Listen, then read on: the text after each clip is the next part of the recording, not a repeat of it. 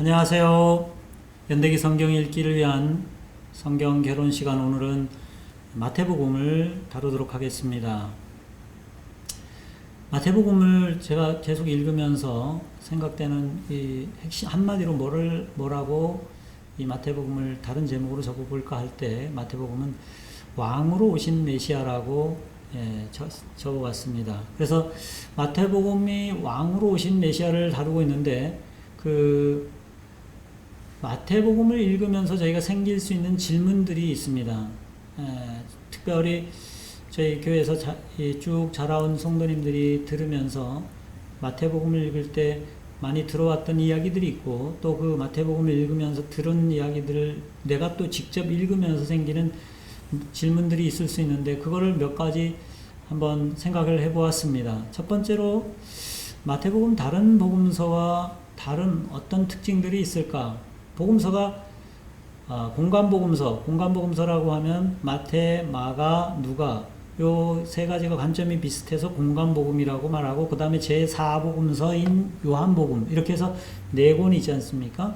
그래서 마태복음만 가지고 있는 특징이 뭘까?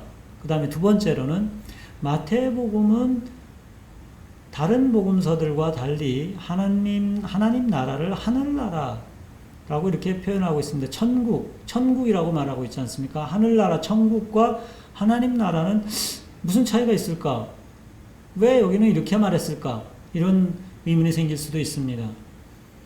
그리고 산상수훈은 정말 우리가 지켜야 하는 말씀입니까? 우리가 지킬 수 있는 말씀인가? 아니면 우리가 많이 어떤 이게 가르침들을 통해서 들어온 것처럼 이것은 천년왕국 시대에 이스라엘을 향해서 하신 말씀인가? 이런 부분들을 생각해 볼 수 있습니다.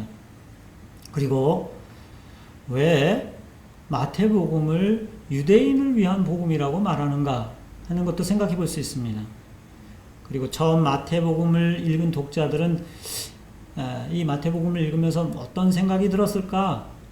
그리고 마태복음을 왕의 복음이라고 말하는 이유가 뭘까 하는 부분도 생각해 볼 수가 있습니다. 이런 질문들을 우리가 머릿속에 한번 생각을 해보면서 마태복음을 읽고, 제가 오늘 이 서론 시간에는 서론을 하면서 이런 질문들에 대한 답이 되면 좋겠다 하는 생각을 가지고 이 서론을 준비해 봤습니다. 마태복음의 특징을 우리가 먼저 좀 살펴보도록 하겠습니다.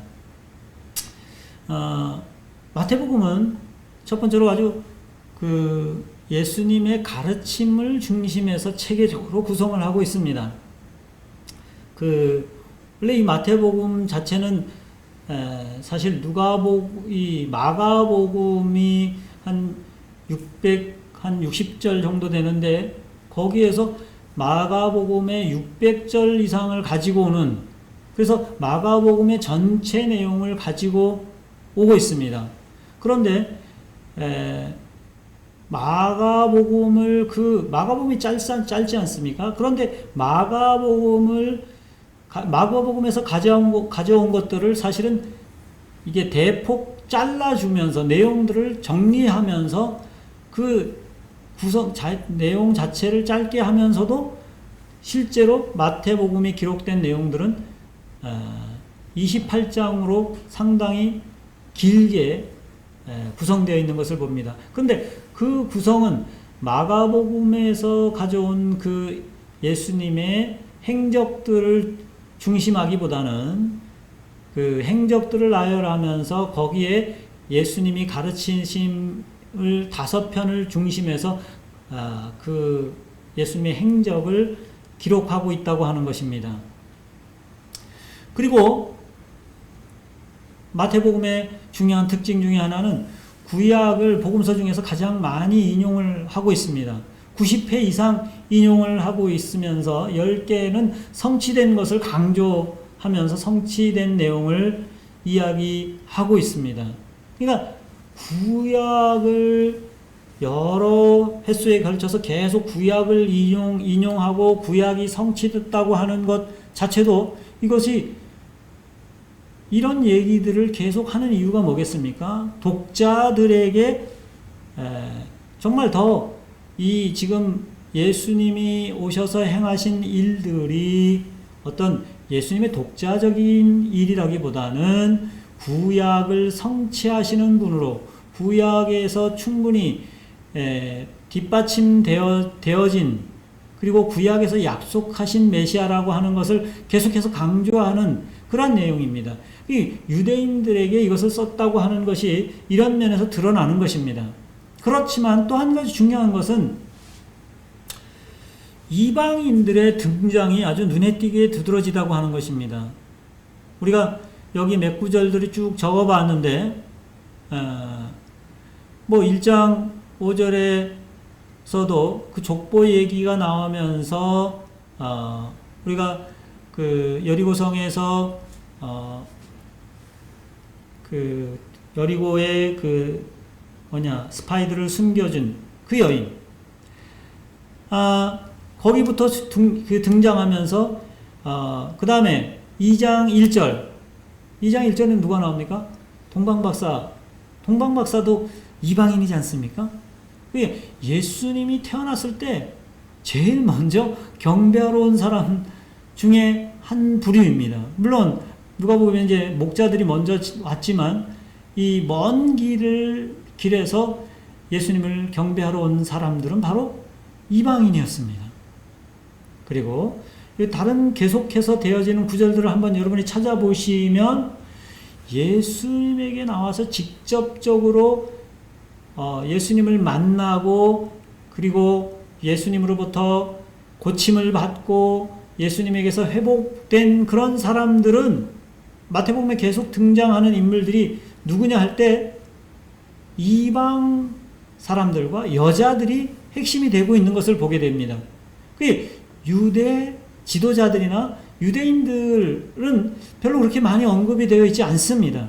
도리어 대적자들처럼 등장하는 것을 보게 됩니다. 이것은 아주 중요한 특징 중에 하나입니다. 그리고 교회에 대해서 다른 복음서에는 등장이 되고 그 교회에 대한 용어가 나오지 않는데 이 마태복음에서만 교회라는 용어가 등장을 하고 있습니다. 그리고 종교 지도자들에 대해서는 아주 분명히 비판적인 태도를 한 장을 걸쳐서 아주 예수님이 이 유대의 바리새인 아니면 서기관 지도자들을 아주 심하게 비판하는 내용이 나오고 있습니다. 그리고 마태복음에서는 천국과 왕에 대한 언급이 상당히 많이 나오고 있습니다. 계속해서 그런 얘기들이 나오고 있어요. 70회 이상 왕과 이 천국에 대한 얘기를 하고 있습니다. 그러니까 어떤 면에서는 이런 많이 사용하는 단어, 많이 등장하는 인물들 아니면 그 이야기들 이런 것들이 결국 그 책이 뭘 얘기하려고 하는가 하는 것을 우리가 대변해 주고 있지 않습니까? 그리고 이 복음의 보편성이 강조되고 있습니다. 그 복음의 보편성이라고 하는 것은 어떤 특정 부류의 사람들이 아닌 모든 사람이 이 복음을 듣고 거기에서 유익을 얻을 수 있다고 하는 것입니다. 그러니까 우리가 마태복음이 유대인에게 썼다고 말하는데 실제 그 유대인에게 썼다고 하면 이런 것들에 대해서 좀 배제돼야 되는데 유대인에게 썼는데도 불구하고 계속해서 하는 얘기는 이방인들이 구원을 얻을 것이고 여자들이 족보에 들어가고 여자들이 주로 많이 등장하고 그 다음에 구원을 실제로 예수님을 만나서 구원을 얻는 사람들은 이방 사람들이고 그리고 마지막 그 마태복음의 28장 19절 20절의 말씀은 정말 개방해서 세상을 향해서 개방된 채로 이 복음서가 마무리되는 것을 보게 됩니다. 그러니까 분명히 유대인에게 쓴 것이 맞는데 그런 특성을 가지고 있는데도 불구하고 유대인만을 위한 복음이 아닌 온 세상을 위한 복음으로 말을 하고 있다고 하는 것입니다. 이 점을 좀 유의해 볼 필요가 있습니다. 그리고 비유로 계속해서 말씀을 하시는데 다른 곳에 없는 비유들이 특별히 마태복음에는 있는 비유들이 상당히 많이 있습니다. 이러한 특징들을 좀 이렇게 눈여겨 보시면서 이 마태복음을 읽으시면서 보시면 도움이 되리라고 생각이 되어집니다. 결론적인 얘기들은 좀 나중에 좀 더 말씀을 드리도록 하겠습니다. 이런 생각들을 좀 보시면서 이제 마태복음의 큰 틀을 한번 보도록 하겠습니다. 그 구조를 보면 구약이 우선 예수님의 족보에 대해서 쭉 기록하고 있는데 예수님의 족보가 뭐예요? 아브라함과 다윗의 자손 예수 그리스도의 세계라고 이렇게 하면서 예수님을 소개하는 장면으로 나옵니다. 그러니까 예수님이 탄생이 그 아브라함의 씨고 그 다음에 다윗 후손으로 왕으로 오셨다는 것에 초점을 두고 이 족보, 이 계보를, 왕의 계보를 사실 기록하면서 마지막에 예수 그리스도가 나셨다고 말씀을 하고 있습니다. 또, 여자의 후손으로 오신 것이 강조되고 있는 것을 보게 됩니다. 그것은 사실 창세기 약속되었던 그분이 왕으로 오셨다는 이야기입니다. 그리고 본론에 들어가기 전에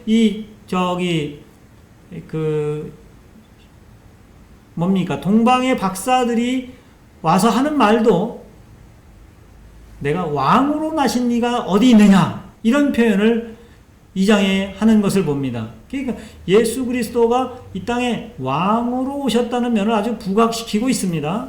그리고 본론으로 넘어가면서 첫 번째 예수님이 행하신 일들을 기록하고 있는데 그 기록 내용들이 공생의 그 사역들을 예수님이 심려를 받으시고 시험을 받으시고 이제 사역한 내용을 간단하게 기록하고 있고 그 다음에 거기에 이어서 5장부터 7장은 이제 이 첫 번째 강화로 산상수훈이라고 말하는 예수님의 가르침이 나오고 있습니다. 그리고 두 번째로 또 기사가 예수님의 기사들이 쭉 나오면서 갈릴리의 사역을 말하고 있고 두 번째 강화로 예수님이 제자들을 가르치시는 제자도에 대한 얘기를 하고 있습니다. 그리고 이제 유대인들과 부딪히기 시작하면서 세례 요한이 질문에 대한 얘기가 나오고 안식일 논쟁, 성령을 거스리는 죄 이런 것들에 대한 경고를 하는 그런 사건들이 나온 이후에 이제 천국 비유에 대한 얘기를 하고 있습니다. 7개. 그리고 이제 세상 이 유대인들의 배척이 심해지면서 이제 예수님이 이제 고난의 길을 가시는 그런 장면들이 나오면서 이 마지막에 하늘나라의 시민으로 하나님 백성으로 사는 것이 어떤 것인지를 쭉 교회 생활에 대한 얘기들을 좀 하고 있습니다.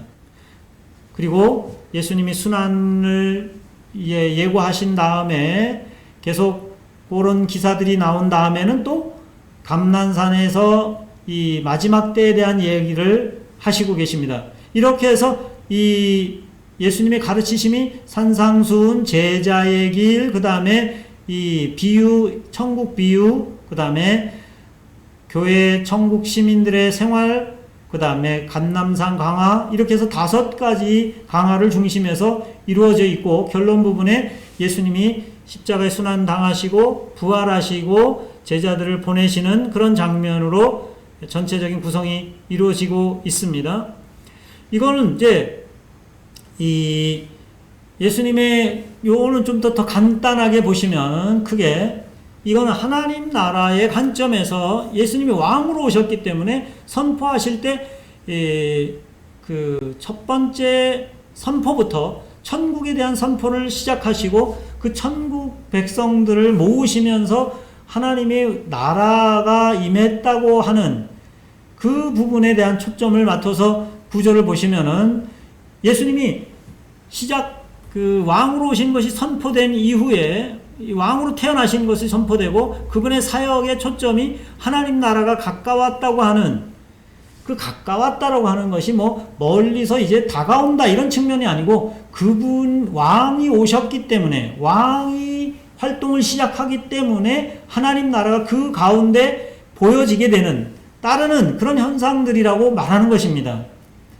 그리고 실제 예수님께서 행하시는 많은 기적이나 이런 이적들은 그분이 왕으로 세상에 오셨다는 것을 드러내 보이시는, 그래서 마귀나 이 귀신들이 그 왕의 권위 앞에 그냥 굴복하는 그런 장면들이 등장합니다. 병든 자들도 고침을 받고, 그리고 하나님께서 그 하나님의 왕권을 받은 그런 제자들을 이렇게 파송하시는 그런 장면을 보게 됩니다. 그리고 유대인들은 점차적으로 그 왕으로 오신 예수 그리스도를 대하는 태도가 명확하게 드러나는데, 그것은 예수님을 아주 배척하는 측면에, 왜? 그들은 예수님을 왕으로 인정할 수 없는 사람들이기 때문에 그렇습니다.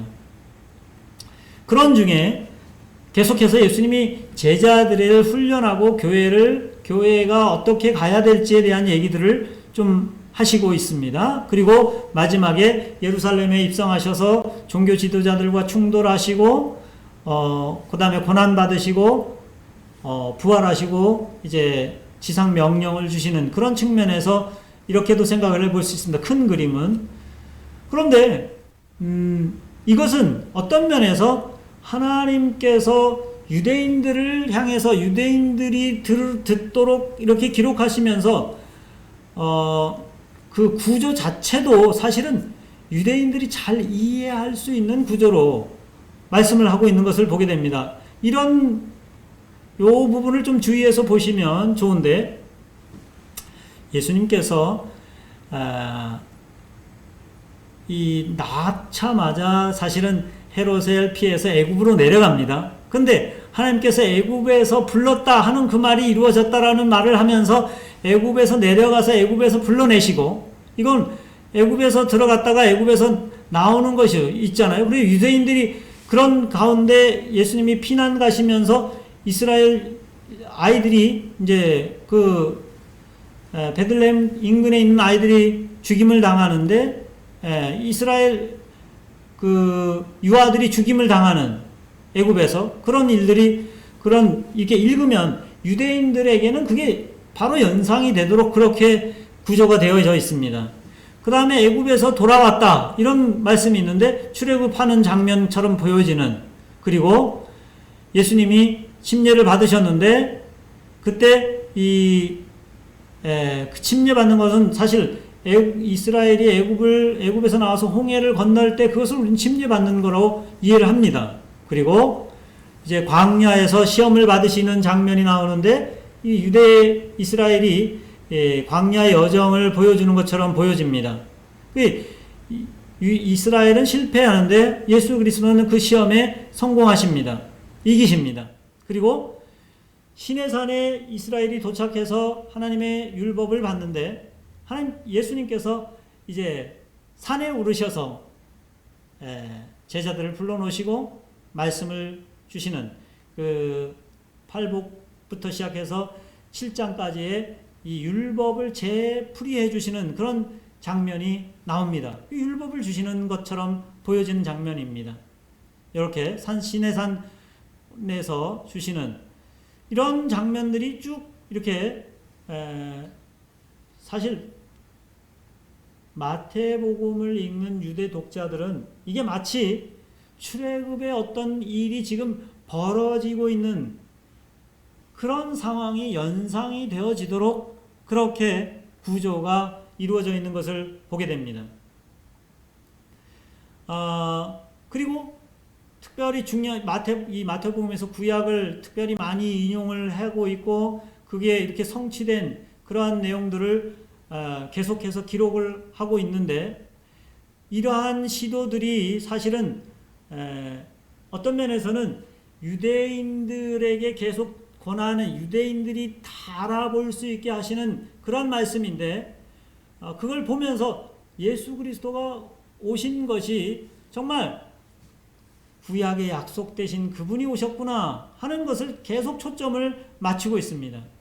그런데 그래서 그러면서 계속 핵심적인 내용이 뭐냐면은 천국에 대한 얘기, 왕으로 오신 얘기, 이것을 강조하고 있습니다. 앞서서 말씀드렸지만 마태복음은 왕으로 오신 메시아를 계속해서 강조합니다. 족보에서부터 그 다음에 유대인의 왕으로 나신 이를 찾으러 왔고, 그 다음에 회당에서 가르치시면서 천국 복음을 가르치시고 병약한 자들 고치시면서 왕이 오셔서 하시는 천국의 어떤 모습들을 계속 그리고 있습니다. 여기 병자들을 고치시고, 그 다음에 천국 시민은 어떤 사람이냐 하는 부분도 정의를 해줍니다. 심령이 가난한 자는 복이 있나니 천국이 그들의 것임이라. 그 다음에 나더러 주여 주여 하는 자마다 다 천국에 들어갈 것이 아니고 다만 하늘에 계신 내 아버지의 뜻대로 행하는 자들이 들어간다. 천국을. 이 천국을 누가 들어가는지까지도 새롭게 정의를 하십니다. 천국을 들어가는 조건이 뭡니까? 들어갈 수 있는 사람이 누굽니까? 심령의 문제들이 해결되는 겁니다. 이것이 심령의 문제들, 결국 심령의 문제들이 해결된 사람들만이 예수님의 산상수훈의 말씀들이 이해가 되고 자기 것이 될 수 있는 사람들입니다. 그래서 그 의는 바리새인들의 의보다 나은 의, 바리새인의 보다 의가 낫지 않으면 절대 못 들어간다고 말씀하시는 그 주님은 이 겉으로 드러나는 것을 1차적으로 말씀하시는 것이 아니고 우리의 내면이 하나님과 관계에서 어떻게 되느냐, 그것이 마음이 바뀌지 않으면 바리새인보다 낫지 못한 다고 하는, 그래서 그 하나님의 뜻대로 한다고 할 수 있는 사람이 누구냐면 그 심령이 먼저 변화된 사람, 하나님이 마음을 변화시키시고 마음을 정결케 하시고 그 속에 하나님의 법이 심겨진 사람들만, 마음에 할례 받은 사람들이 바로 하나님의 나라에 들어가는 사람들이라는 전제를 보여주고 있습니다. 그리고 세례 요한의 침례 요한의 때부터 지금까지 천국은 침노당한다고 말씀하고 있고 침노하는 자가 뺏는다고 말씀합니다. 그러면서 13장에서는 천국이 어떤 것인지를 구체적으로 말씀을 하십니다. 거기 보면 사실은 천국에 대해 거기 비유들이 뭐냐면 천국 비유입니다. 천국이 어떤 것이냐는 것을 초점을 맞춰서 계속해서 그 비유 7가지를 말씀하고 계신다고 하는 것입니다. 다른 그 비유에서 우리가 핵심적으로 봐야 될 것은 그 비유가 다른 어떤 것을 비유하기 위한 것이 아니고 천국을 비유하기 위한 것이라는 것에 초점을 맞춰서 그 13장의 비유들을 좀 보시면 도움이 되겠습니다. 그리고 이제 20장 이후에 나오는 비유들도 여전히 비유들을 많이 하시는데 그 비유들도 천국 비유입니다. 천국 잔치, 그 다음에 두 아들 비유, 그 다음에 포도원 비유, 그 다음에 천국 잔치 비유, 이런 비유들을 하시는데 이 비유의 많은 핵심이 뭐냐 할 때 유대인들을 대상으로 말씀하시면서 원래 유대인들이 그 천국 백성의 자리에서 그 천국에 들어가지 못하고 사실 계속해서 말씀하는 하나님의 그 천국 나라에 들어갈 수 있는 조건에 대해서 말씀하신 그 조건을 갖춘 이방 사람들이 들어갈 것을 계속해서 말씀하고 있는 비유들을 하시고 계십니다. 그래서 21장 44절 43절 같은 경우에는 그러므로 내가 너에게 이르노니 하나님 나라를 너희는 빼앗기고 그 나라에 열매 맺는 백성이 받으리라, 이렇게 말씀을 하고 계십니다.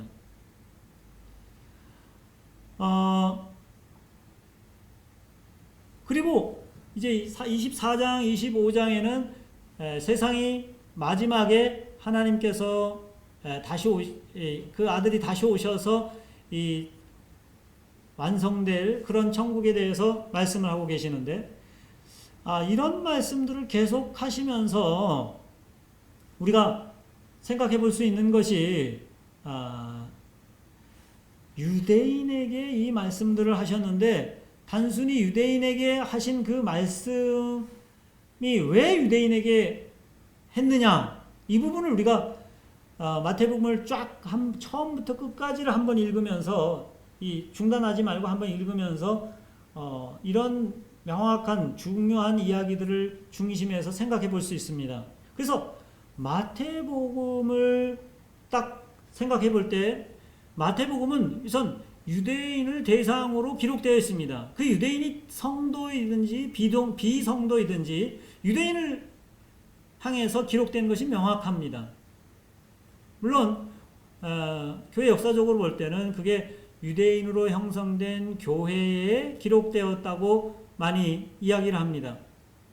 그런데 두 번째로는 유대인에게 기록하면서 예수님이 왕으로 오신 메시아라는 것을 강조해서 설명합니다. 그리고 왕이 오심으로 말미암아 그 예수님은 천국을 가져오신, 천국을 시작하신, 그래서 천국이 이미 시작된 것으로 말씀을 하고 있다고 하는 것입니다. 그리고 천국 백성들이 계속해서 일어나는 것을 우리에게 보여주고 있습니다. 그런데 유대인들은 그 천국의 왕으로 오신 메시아이신 예수님을 거부함으로써 사실 그 천국에 들어가는 기회들이 이방인들에게 열려있는 그런 모습들을 마태복음은 계속해서 보여주고 있다고 하는 것입니다. 그리고 예수님의 십자가 사역은 천국문을 여시는 그런 사역이었습니다. 누구든지 예수 그리스도로 말미암아 그 천국에 들어가는 마음을 정결케 하는, 마음을 돌이킬 수 있는, 마음의 할례를 받을 수 있는 그 길이 열린 것을 주고 있습니다. 그리고 결국 천국 백성이 되는 것은 유대인에게 한정된 것이 아니라 남녀노소 모든 민족에게 열려 있다는 것을 보여줍니다. 그리고 천국은 예수님의 침례에 순종하고 가르침을 전하는 것으로, 그리고 주님 오실 때까지 계속해서 그 천국이 드러날 것을 말씀을 해주고 있습니다. 그리고 마지막에 다시 예수 그리스도께서 세상을 심판하시고 이 땅에 다시 오시게 되면 그 완전한 하나님의 나라를 우리가 보게 될 것을 말씀해 주고 있습니다. 그러니까 이제 결론적으로 말씀을 드리면 마태복음은 유대인을 대상으로 해서 하나님이 보내신 메시아이신 왕을 유대인들이 어떻게 대우했으며, 그리고 그렇게 대우한 것이 어떤 결과를 낳았으며, 그리고 그 하나님 나라의 왕이신 그분이 왕을 맞이하는 사람들은 어떤 결과를 낳게 될 것인지를 계속해서 쭉 그려주고 있습니다. 만약에 유대인들이라고 하면 유대인들이 마태복음을 읽는다고 하면 이러한 측면들이 자신들에게 하는 이야기인 것이 명확하게 들리도록 그렇게 마태복음이 기록되었다고 하는 것입니다. 그러니까 유대인들에게 한 것이지만 이 유대인에게 한 것이 마치 로마서 9장부터 11장에 바울이 설명하고 있는 그 설명을 어떤 면에서는 마태복음이 쫙 풀어서 설명하고 있는 것처럼 이야기하고 있다고 하는 것입니다. 그러니까 유대인이 그것을 읽을 때에는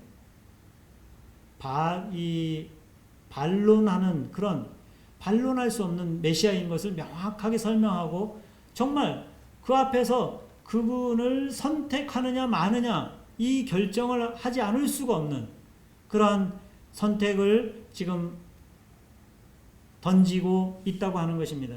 우리가 성경을 읽은 이 마태복음을 읽을 때는 그 왕으로 오신 예수 그리스도, 그분이 왕의 나라에 들어갈 수 있는 사람들, 또 들어가서 어떻게 살아야 하는지 하는 것을 쭉 보여주고 있고, 그것이 좁은 길로 가는 것이라고 하셨는데, 사실은 우리는 천국에 들어가는 것이 어쩌면 넓은 길로 들어가는 것이라고 생각하는 경향이 있지만, 예수님은 그렇게 말씀하지 않습니다.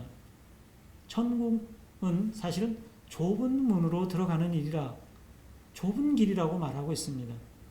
그러나 그 길은 누구에게나 열려 있고, 그 길을 가는 사람들에게 정말 참 쉼이 있는 것입니다. 이런 맥락에서 한번 마태복음을 쭉 읽어가시면서 우리 자신을 보고, 또 이 말씀을, 이 마태복음을 통해서 사실 다른 사람에게 도전할 수 있는, 왕으로 오신 그분을 도전하고 그 사람들을 제자 삼는 일에 우리도 열려있는 책임이 있다는 것을 기억하실 수 있으면 좋겠습니다. 오늘은 여기까지 마태복음에 대한 이해를 해보았습니다. 마치도록 하겠습니다.